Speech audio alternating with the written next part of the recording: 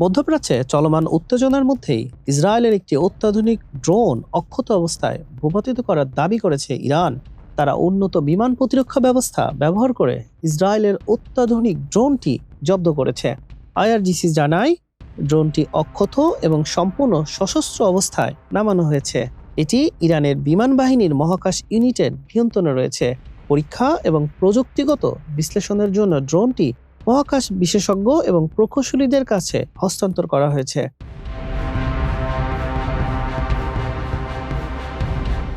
ইরানি বিপ্লবী রক্ষী বাহিনী জানায়, ইস্পাহান ও তাবরিজ সহ বিভিন্ন প্রদেশে আরও 6টি উন্নত হারমিস ড্রোন ভূপাতিত করা হয়েছে।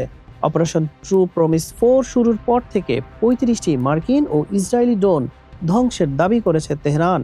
হারমিস 900 ড্রোন হলো ইসরায়েলের তৈরি একটি অত্যাধুনিক ড্রোন, যা নজরদারি ও নির্ভুল হামলার জন্য ব্যবহৃত হয়। এটি টানা 30 ঘন্টারও বেশি আকাশে উঠতে সক্ষম। দিন রাত যে কোনো আবহাওয়ায় লক্ষ্যবস্তু শনাক্ত করতে পারে।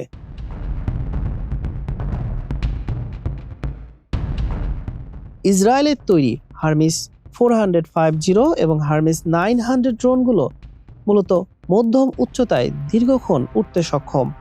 এই ড্রোন নজরদারি এবং নিখুঁত হামলার জন্য ব্যবহৃত হয়। এই ড্রোনগুলো ভূপাতিত করা ইরানের আকাশ প্রতিরক্ষা ব্যবস্থার জন্য একটি বড় বিজয় হিসেবে দেখা হচ্ছে।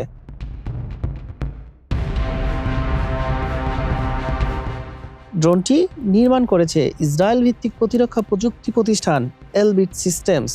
প্রতি ইউনিটের মূল্য কনফিগারেশনের উপর নির্ভর করে প্রায় 6.85 মিলিয়ন থেকে $10 মিলিয়ন পর্যন্ত হতে পারে।